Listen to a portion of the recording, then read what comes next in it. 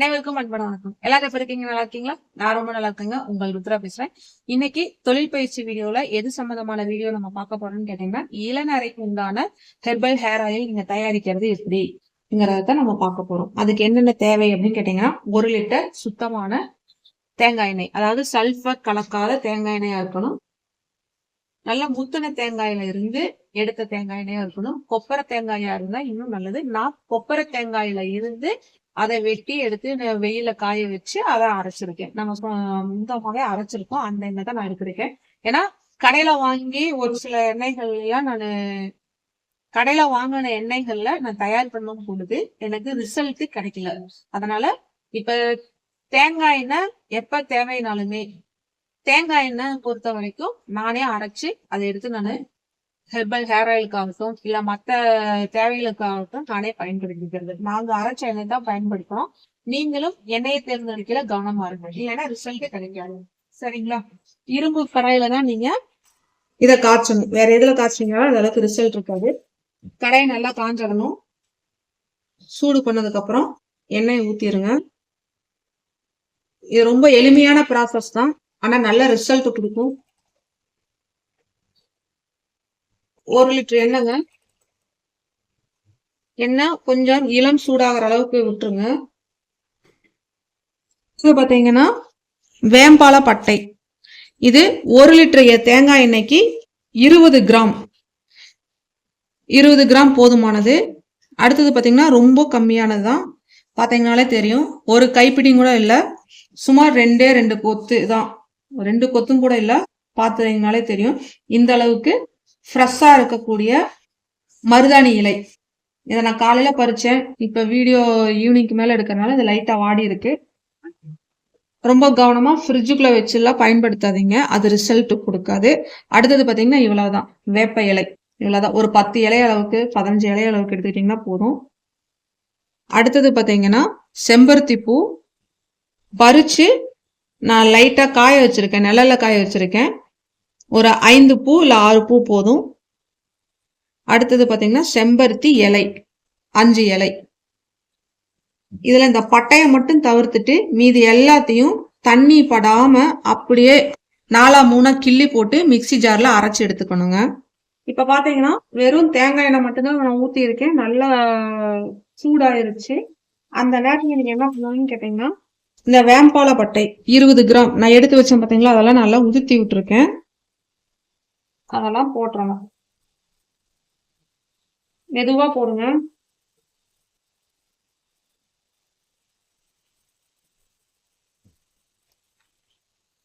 இந்த இதை போட்டுட்டு நல்லா காய்ச்சணும்னா என்ன ஆகுன்னு கேட்டீங்கன்னா, எண்ணெய் ரெட் கலர்ல வரும். பாத்தீங்கன்னா தெரியும்.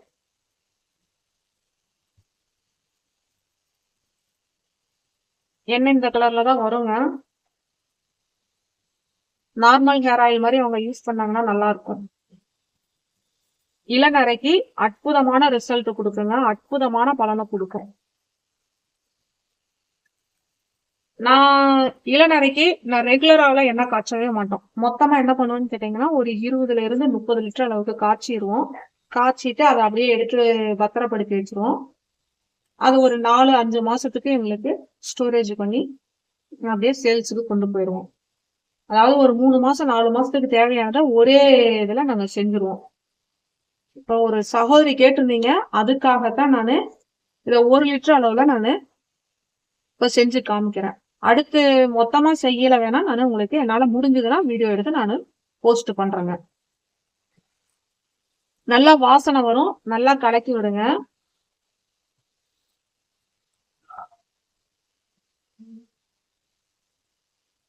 ஒரு 10 நிமிஷம் கொதிக்க விடுங்க.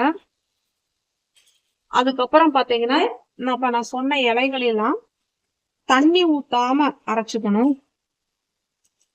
இவ்வளவுதான், இந்த அளவுக்கு அரைச்சுக்கிட்டீங்கன்னா போதும். அடுப்ப சிம்ல வச்சுக்கோங்க. இனி தெரிக்கும், கவனமா இருங்க.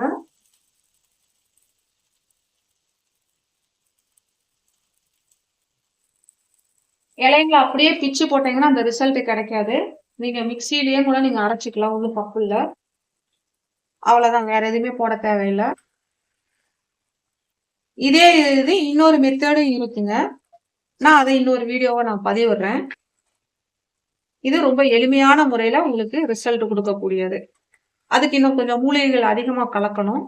அதனால அது இந்த அளவுக்குள்ள செஞ்சா பத்தாது. நிறைய அளவுல தேங்காய் எண்ணெயில கலக்கணும். 10 லிட்டருக்கு மேல எண்ணெய் ரெடி பண்ணி செய்யணும் அந்த முறைக்கு. அதனால அது இன்னொரு முறை நான் காமிக்கிறேன் உங்களுக்கு.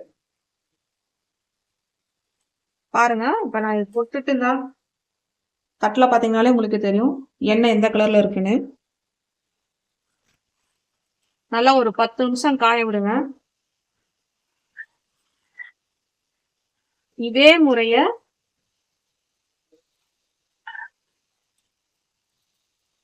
இந்த முறையை பயன்படுத்தி நம்மளோட சகோதர சகோதரிகள் ஒரு சிலர் பாத்தீங்கன்னா ஹேர் ஆயிலே ப்ரிப்பேர் பண்ணி நல்லா ஒரு சேல்ஸ் கொண்டு போயிட்டு இருக்காங்க. நல்ல ஒரு வருமானத்தையும் காப்பிட்டு இருக்காங்க. இதுல எந்த அளவுகள் எதுவுமே மாறுபடல. இதே முறைதான். சரிங்களா?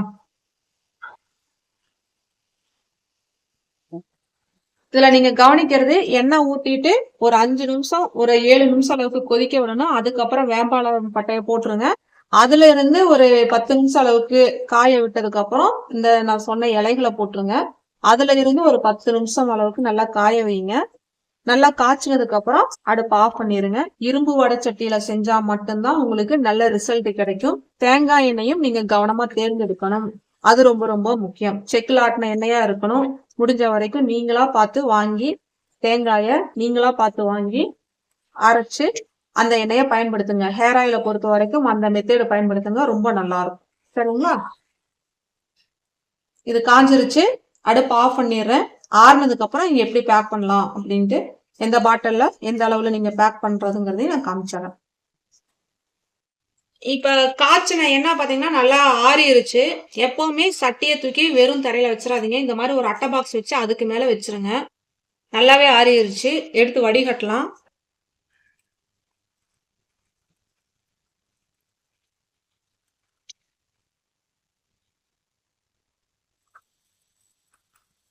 இத கீழே கொட்டிடாதீங்க. இத என்ன பண்ணலாம் நான் வீடியோ கடைசியில சொல்றேன். சரிங்களா? அவ்வளவுதாங்க. நல்லா வடிகட்டியாச்சு. அடுத்தது இதை நம்ம பேக் பண்ணிடலாம்.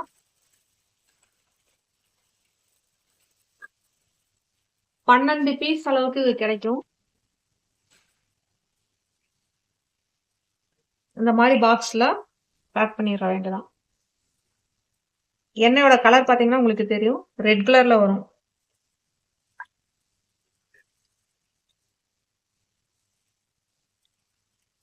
இளநரைக்கு அற்புதமான ஒரு எண்ணெய். ரொம்ப சிம்பிள் மெத்தேடுங்க.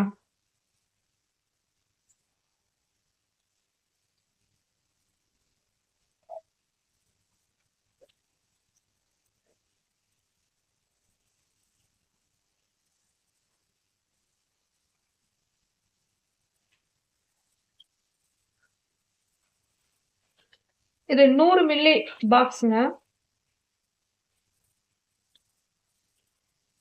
1 லிட்டர் தேங்காயில நம்ம யூஸ் பண்ணியிருக்கோம். 100 மில்லி இதுல எத்தனை வருதுன்னு பாருங்க.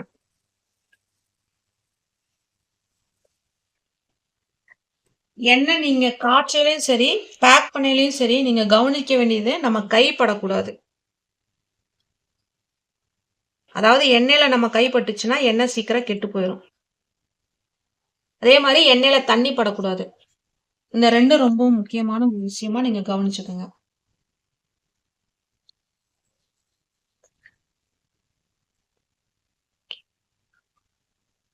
இப்ப பாத்தீங்கன்னா நானு 1 லிட்டர் போட்டு நானு தயார் பண்ணேன். எவ்வளவு வந்திருக்குதுன்னு பாருங்க. 700 மில்லி வந்துருச்சு. இன்னொரு இதுல இந்த அளவுக்கு உங்களுக்கு குறைவா இருக்கு. நான் ஏன் தனித்தனியா உங்களுக்கு நான் போட்டிருக்கேன்னா, இப்ப இது பாருங்க, எண்ணெயோட நிறம் சிவப்புனாலும் உள்ள ஊத்துனதுக்கு அப்புறம் பிளாக் கலர்ல தெரியுது. இப்ப நீங்க பிளாக் கலர் மாதிரி மூடி நீங்க பயன்படுத்தும் பொழுது என்ன ஆகுதுன்னா, உங்களுக்கு உங்களோட எண்ணெய எடுத்து கொடுக்காது.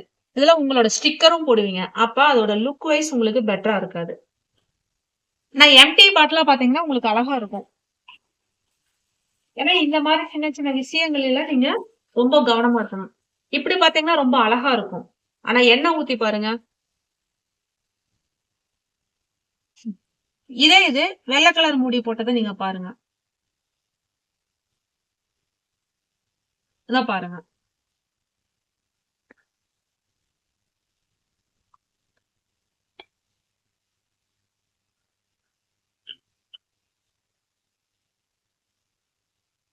அப்ப நீங்க பொருள் தயாரிக்கிறதுல மட்டும் கவனம் செலுத்தாம பேக் பண்றதுலயும் ரொம்ப கவனம் செலுத்தணும். அப்பதான் ஏன்னா பார்வை எவ்வளவுதான் நல்ல தரமா நம்ம ஒரு பொருளை தயாரிச்சிருந்தாலும் பார்வை எந்த அளவுக்கு அழகா இருக்கோ, பாக்குறதுக்கு அழகா எந்த அளவுக்கு இருக்கோ அதை வச்சுதான் மக்கள் டக்குன்னு வாங்குவாங்க. பயன்படுத்தினதுக்கு அப்புறம் நம்மகிட்ட ரிசல்ட் நல்லா இருக்கு அப்படின்னு சொல்லிட்டு ரெகுலரா வாங்குவாங்க. ஆனா முதல்ல நீங்க வாங்க வைக்கிறதுங்கிறது உங்களோட பேக்கிங்கா இருக்கணும். இது நீங்க ஆரம்ப கட்டத்துல செய்யறதுனால இந்த மாதிரி. இதுவே சதுர பாக்ஸ் இருக்கும். ரொம்ப அப்படியே பாத்தீங்கன்னா இன்னும் கொஞ்சம் ரிச்சா இருக்கிற மாதிரி இருக்கும், தூக்கி கொடுக்குற மாதிரி இருக்கும். இந்த இதுல நீங்க இன்னும் கொஞ்சம் கவனமா எடுக்கிறது என்னன்னு கேட்டீங்கன்னா, நான் ஏன் இந்த மூடி யூஸ் பண்றேன்னா தலைக்கு தேய்க்கிறதுக்கு இந்த மாதிரி யூஸ் பண்ணிக்கலாம். இப்ப அவங்க பயன்படுத்துறாங்க, யூஸ் பண்றாங்கன்னா நீங்க பாத்துக்கங்க. இந்த மாதிரி அவங்க எடுத்துக்கிறதுக்கு வசதியா இருக்குங்கிறதுனாலதான் நான் இந்த டைப் மூடிய நான் யூஸ் பண்றேன். அப்ப இந்த மாதிரி சின்ன சின்ன விஷயத்தையும் நீங்க இது பண்ணுங்க. இது மார்க்கெட்ல தனி பீஸா வாங்குனீங்கன்னா 12 ரூபாய் வருது. அதாவது 12 பீஸ் இருக்கிற ஒரு பேக்காக வாங்குனீங்கன்னா 12 ரூபாய் வருது. மொத்தமா 100 பீஸ் 150 பீஸ் மாதிரி வாங்குனீங்கன்னா 10 ரூபாய், 9 ரூபாய், 10 ரூபாய் அந்த ரேட்டுக்கு கிடைக்குது. ஓகேங்களா? நான் மொத்தமா வாங்கிக்குவேன். 100 பீஸா வாங்கிக்குவேன். அடுத்து எது சார்ந்த வீடியோ போடலாம் அப்படின்ட்டு கமெண்ட்ல சொல்லுங்க. தெரிஞ்சவங்களுக்கு ஷேர் பண்ணுங்க. ஞாபகமா சப்ஸ்கிரைப் பண்ணிக்கங்க. நான் கடைசியா இது சொல்றேன்னு சொல்லியிருந்தாங்கல்ல, இதை எப்படி நீங்க பயன்படுத்தணும் அப்படின்னா, இதை ஒரு வெள்ளை துணியில, காட்டன் துணி வெள்ளை துணியில இதை உள்ள போட்டு மூட்டை மாதிரி கட்டிருங்க. தோசை கல்லையோ இல்ல இந்த மாதிரி இரும்பு வடச்சட்டியிலையோ சூடு பண்ணி நல்லா சூடு பண்ண வச்சிருங்க. சூடு பண்ணிட்டு அந்த மூட்டையை எடுத்து வச்சு எடுத்துட்டு காலுக்கு நீங்க ஒத்தடம் கொடுக்கலாம். குதின்கால் வலி இருக்கு பாத்தீங்களா, அந்த மாதிரி இருக்கும். கெண்டைக்கால் வலி இருக்குல்ல, அதுக்கு நீங்க இந்த ஒத்தடம் கொடுத்தீங்கன்னா ரொம்ப நல்லா இருக்கும். இதனோட இன்னும் 2 மூலிகையை நீங்க சேர்த்துக்கிட்டீங்கன்னா நல்லா இருக்கும். அது என்னென்ன மூலிகைகள் அப்படின்னு கேட்டீங்கன்னா, முடக்கத்தான் இலை ஒரு சின்ன கைப்பிடி அளவுக்கு போதும். அடுத்தது பாத்தீங்கன்னா, நம்ம சாதாரணமா சமையலுக்கு பயன்படுத்தக்கூடிய கொத்தமல்லி, கருவேப்பிள்ளைங்க, கருவேப்பிலை கொஞ்சம், கொத்தமல்லி இலை கொஞ்சம், சும்மா கொஞ்சம் கொஞ்சம் தான். பொன்னாங்கண்ணி கீரை ஒரே ஒரு சின்ன ஒரு கொத்து, இல்ல கீரை கிடைக்கலன்னா பரவாயில்லைங்க. முருங்கை கீரையும் கொஞ்சமா போட்டுட்டு அதோட நீங்க மூட்டை மாதிரி கட்டிட்டு குதிங்கால் வலி இருக்கிறவங்களுக்கு இதை நீங்க கொடுத்துடலாம். இப்ப நான் இதை வேஸ்ட் பண்ண மாட்டேன். நான் என்ன பண்ணுவேன்னு கேட்டீங்கன்னா, இதை நான் இந்த மாதிரி பொட்டணமா போட்டு கட்டிடுவேன். ட்ரீட்மெண்ட்டுக்கு வர்றாங்களே அவங்களுக்கு நான் இலவசமாவே தூக்கி கொடுத்துருவேன். சிகிச்சைக்கு ஒரு நிறைய பேரு குதிங்கால் வலி, மூட்டு வலி இதுக்கெல்லாம் வருவாங்க. ஒவ்வொரு எண்ணெயும் நாங்க ரெடி பண்றோம்னா அதோட அது மத்தவங்களை பொறுத்த வரைக்கும் பொதுவா அது கசடுன்னு நினைக்கலாம். ஆனா நம்மளை பொறுத்த வரைக்கும் அது மூலிகைகள். இன்னும் எண்ணெயில போட்டு காய்ச்சினதுனால அதோட மூலிகைகளோட மகத்துவம், அதாவது மருத்துவ குணம் ரொம்ப அதீதமா இருக்கு. அதனால அவ்வளவு ரிசல்ட் சூப்பரா இருக்கும், பக்காவா கொடுக்குங்க. ஒரு சில சகோதர சகோதரிகள் இந்த மாதிரி ஹேர் ஆயில் தயாரிக்கிற நேரடி பயிற்சி வகுப்பு வேணும் அப்படின்னு இருக்கீங்க. அவங்க உங்களோட பெயர், ஊர், எது சார்ந்த பயிற்சி வேணும் அப்படின்ட்டு விவரத்தை நீங்க வாட்ஸ்அப் பண்ணுங்க. பயிற்சி எப்ப நடக்குது, எங்க நடக்குதுங்கிற விவரத்தை நான் உங்களுக்கு அனுப்பி வைக்கிறேன். சரிங்களா? தொடர்ந்து இணைந்து முன்னேறுவோம். நன்றி, வணக்கம்.